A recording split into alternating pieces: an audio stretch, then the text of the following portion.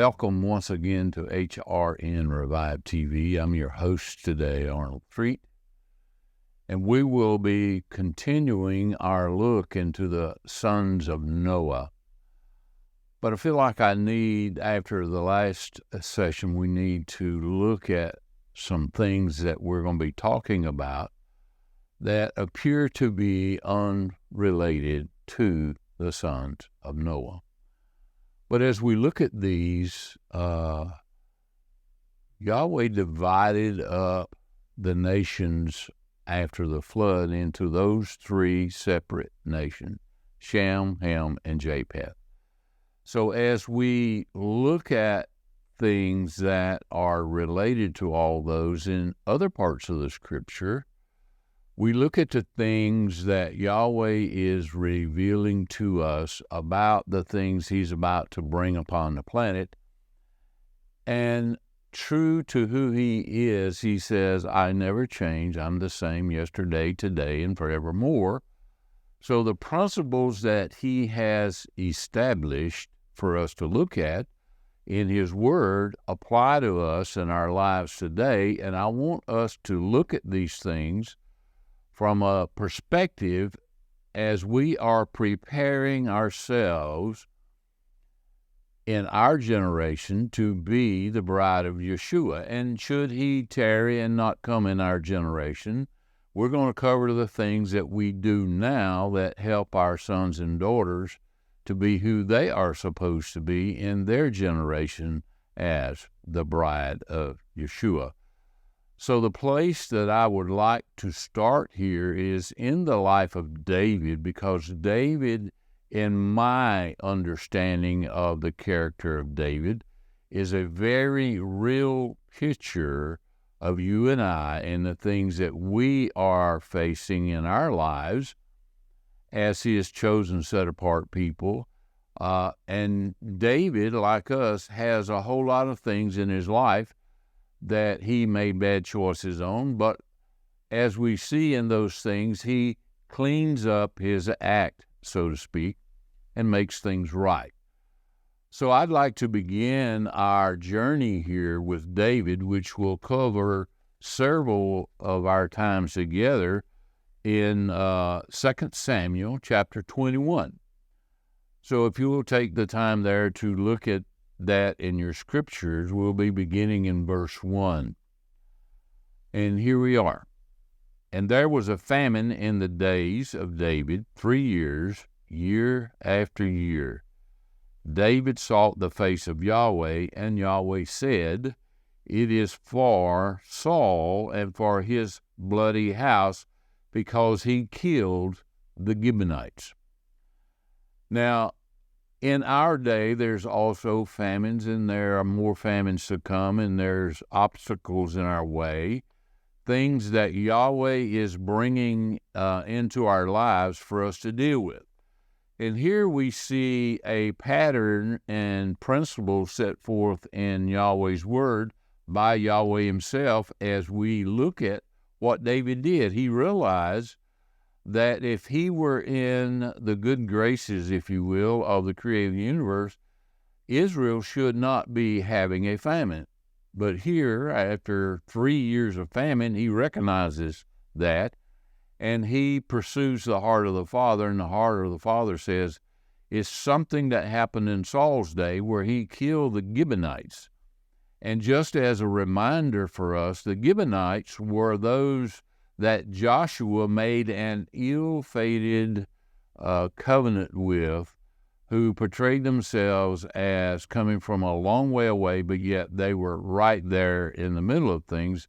And it wasn't a covenant that Yahweh wanted them to make, but yet when they made that without asking Yahweh, as a matter of fact, they made a bad covenant relationship, and it has haunted, if you will, the nation of Israel ever since. So that in itself is a definite thing for us not to make a covenant relationship with anything without asking the Father first. And I might add here, there is no covenant relationship with the church.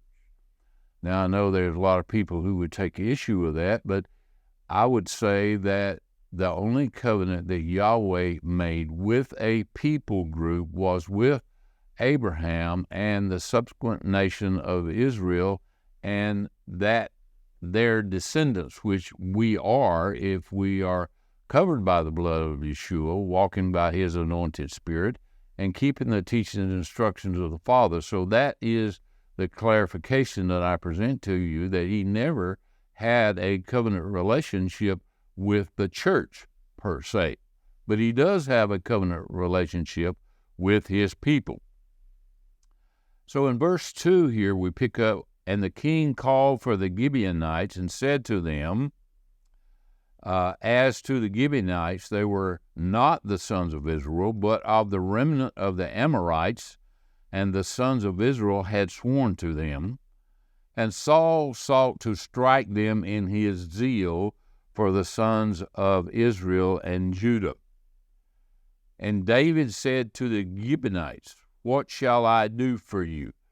So in recognizing that Saul had wronged the covenant that Joshua and the nation of Israel had made with the Gibeonites, and he did it supposedly for his zeal, but it might have been for his bloodthirst. I do not know that. I'm just going by what the word says, but it appears that he had a thirst to shed blood, and if you look at how many years he chased David, I think that could be a very real possibility.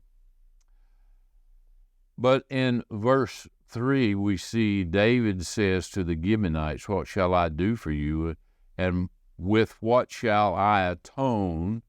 And you bless the inheritance of Yahweh. So here we see another very important principle, that when Yahweh's covenant relationships are violated, there is some changes that need to be made so that we can come back into the covenant relationship with Yahweh himself. So the Gibeonites in verse 4 said to him, we will have neither silver nor gold by Saul and by his house. Also we will have no man in Israel put to death. And he said, what you say I will do for you. And they said to the king, the man who destroyed us and schemed against us, that we be wasted from standing in all the border of Israel, was Saul. Now, just for a side note here, Saul is also the one who was trying to wipe out David, who was the chosen seed, I believe, that Yahweh had already determined would be the first king. But because of the murmuring and complaining of the nation of Israel, he gave them a king that they really didn't want. So here now David is having to clean up the aftermath, if you will, of what Saul did. So in the haste of our forefathers to come up with a church system, they entered into an allegiance, if you will, possibly with the enemy of our soul. Instead of continuing in the covenant of Yahweh, they entered into other covenants, and we have 40,000 different denominations on the planet today. So he is calling us back to this original covenant. So as we heed that call and come back to that covenant, there's a lot of things that we will have to clean up, not only in our belief structure, but the things that we have said and done, and the things that we have joined ourselves to, which does not appear in the scriptures itself. So as we continue here, we see that Yahweh is going to call for the sons of Saul to be given up. In verse 6, let it be given to us 7 men of his sons to us, and we will expose them to Yahweh in Gibeath of Saul, the chosen of Yahweh. And the king said, I will deliver them. But the king spared Jonathan's son Mephibosheth, and the son of Saul, because of the oath of Yahweh that was between them, between David and Jonathan, the son of Saul. And the king took the 2 sons of Rizpah, the daughter of Aiah, whom she bore to Saul, Nomah and Mephibosheth. And he took the 5 sons of Michal, the daughter of Saul, who she bore to Adriel, the son of Barzillai, the Geholahite. In verse 9, then, he gave them into the hands of the Gibeonites, and they exposed them in the mountain before Yahweh. And the 7 fell together, and they were executed in the days of harvest, in the first days in the beginning of the barley harvest. So we see here, and we have been learning, that we also are sealed in that time frame of the first 2 covenant relationships that he calls us to be sealed is in that time frame. So we see here that the nation of Israel under King David began the sealing in the barley harvest. Okay? So back to verse 10, and Rizpah, the daughter of Aiah, took sackcloth and stretched it out for her on the rock from the beginning of the harvest until the water poured out on them out of heavens, and she did not allow a bird of the heavens to rest on them by day, nor the beasts of the field by night. And that which Rizpah, the daughter of Aiah, Saul's concubine, had done was told to David. Now here's something that this concubine is doing. She is keeping the birds of the field off of these men, and David realized that he had not recovered the bones of Saul and his son Jonathan. So this is what David did in verse 11. And that which of Rizpah, the daughter of Aiah, Saul's comma, had done was told to David. And David went and took the bones of Saul and the bones of his son Jonathan from the rulers of Jabesh Gilead, who had stolen them from the plaza of Bethshean, there where the Philistines hanged them in the day of the Philistines struck Saul in Gilboa. Now, if you recall, David had already gone and taken those bodies down and buried them once before, and they went and stole it back. Now, this is the vivid hatred that we see from the Philistines towards not only Saul and Jonathan, but towards the nation of Israel at large. But David saw that he needed to go back and do what he needed to do to clean this up, to get that off of him in his lineage. So in verse 13, we pick up again, and he brought up the bones of Saul and the bones of his son Jonathan from there, and they gathered up the bones of those who were hanged, and they buried the bones of Saul and his son Jonathan in the land of Benjamin, in Zelah, in the burying place of his father Kish, and did all that the king had commanded. And afterwards Elohim heard prayer for the land. Now, until this was done and completed, Yahweh would not even hear a petition to restore the land. So what do you think he's saying to us today, not only in this country, but in nations around the world who are praying for peace for their nation, and they're not getting that peace, and there is all kinds of innocent blood that's been spilt in our nation that we need to be repenting of on a daily basis, not only of the unborn, but all those people who were slaughtered and killed and gave up so that we could have the debauched form of government that we have today. So I just say that as a heartfelt understanding. We need to be repenting daily for the blood that's been spilt so that we can have peace, not only in our individual lives, but for us as set-apart people living in this land.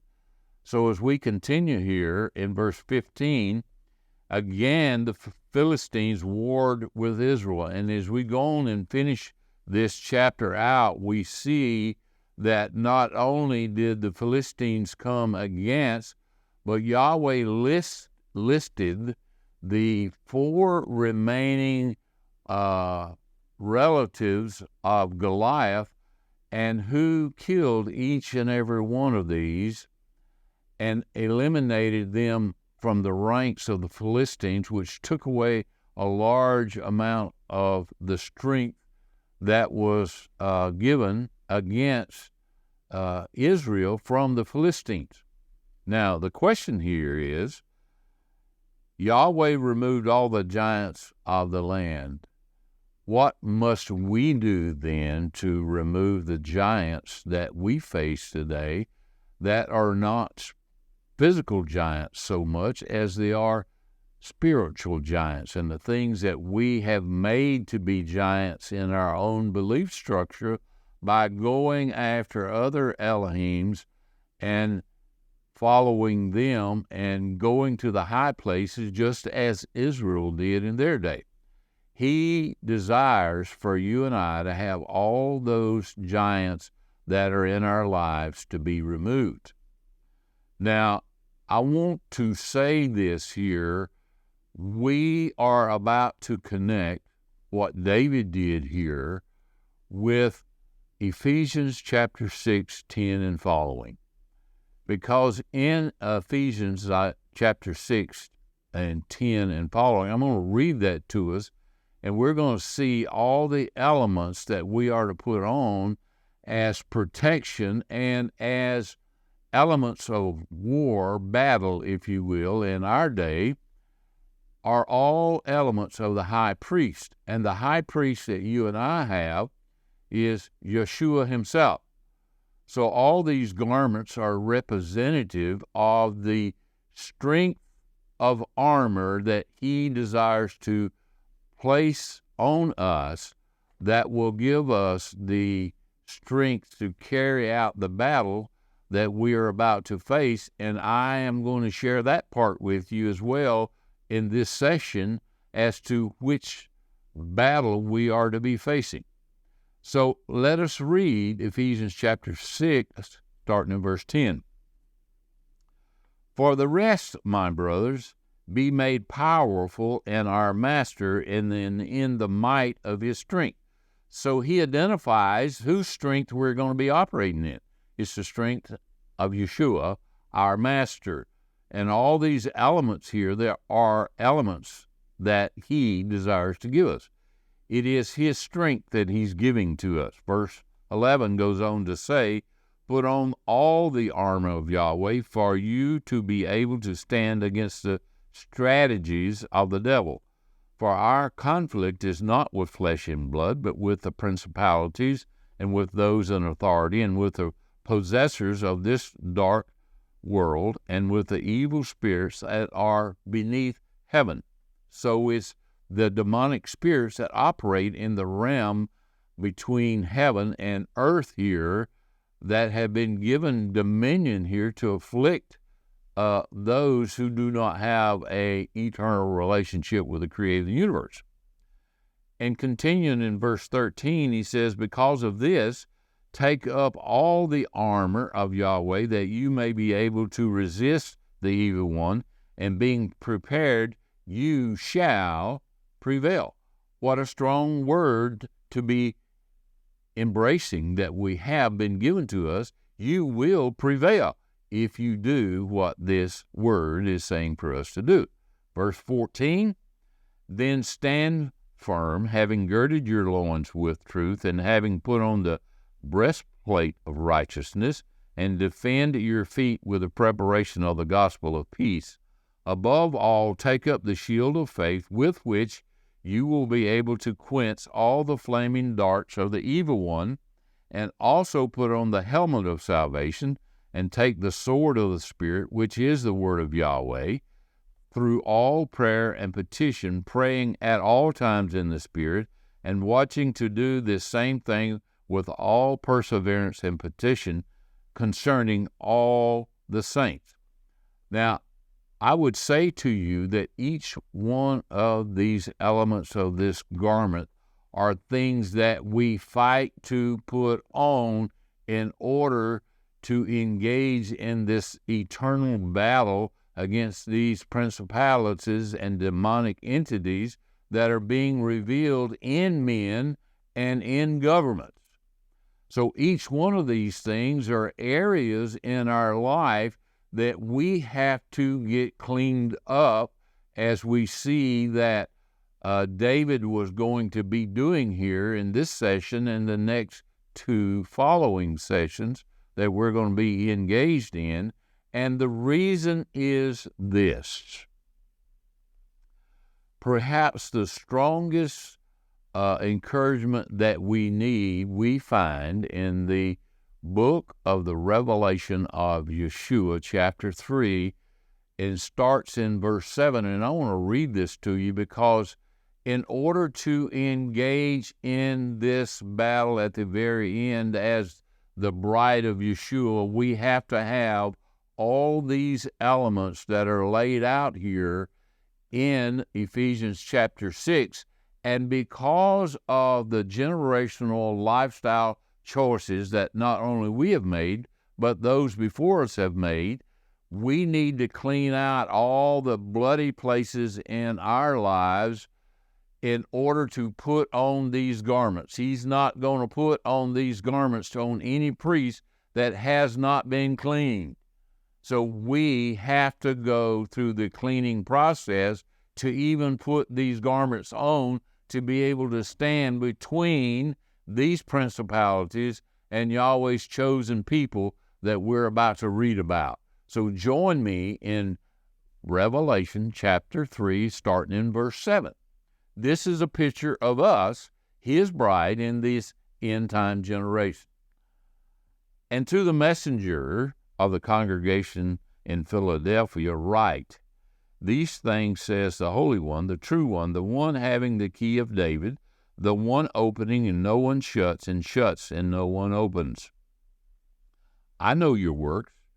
Behold, I have given a door being opened before you, and no one is able to shut it, for you have a little strength, and have kept my word, have not denied my name.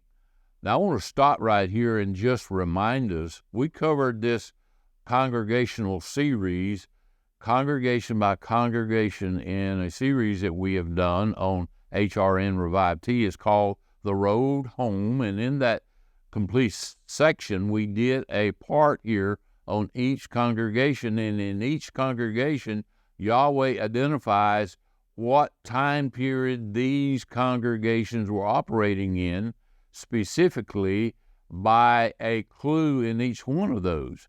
Now here we see that this congregation and the congregation of Laodicea are the very two final congregations that he talks to, and both of these are present simultaneously in the latter days that he's talking about in this 2000 period up to his soon approach return as the conquering king, our bridegroom. So as we look at that now, and we continue in verse 9, he says, behold, I give out of the synagogue of Satan those saying themselves to be Jews, and they are not, but they lie. Behold, I will make them come and bow down before your feet, and they shall know that I love you. This is going to happen in our next series with David, but it also is going to happen with us. There are a lot of people out there that say they are believers, but they are not. But he says, in the very end, they will come and bow down at your feet, and they will know that I loved you. Now, the ones that he's talking about here is the ones who have kept his teaching instruction and his Torah and have not denied the name of Yeshua. So it's very clear here who he's talking to, and it's you and I in this latter day who have realized, because the curse of Jeroboam was released in 2008, we have come to realize that we need to be keeping the teaching instructions of the Father, which is commonly called the Torah, which I think is covered from Genesis to Malachi. So as we continue here in verse 11, he says, "Behold, I am coming quickly. Hold what you have, that no one take your crown. The one overcoming, I will make him a pillar in the sanctuary of my Elohim, and he shall not go out any more. And I will write the name of my Elohim on him, and the name of the city of my Elohim, the new Jerusalem, which comes down out of heaven from my Elohim, and my new name. And the one who has an ear, hear what the Spirit says to the congregation." Now, I don't know about you, but this is exciting news to us, that we should be willing and able to do everything that we can do to wear this armor by getting rid of all the bloody blemishes in our generational past, and walk this out each and every day with the powerful strength of our high priest, Yeshua HaMashiach. Now, we're going to continue this in our next session, and even into the next session, of seeing how David set the patterns for you and I to be cleaned out our bloody blemishes and get on with being the set-apart people that Yahweh is set apart to be. So until then, shalom.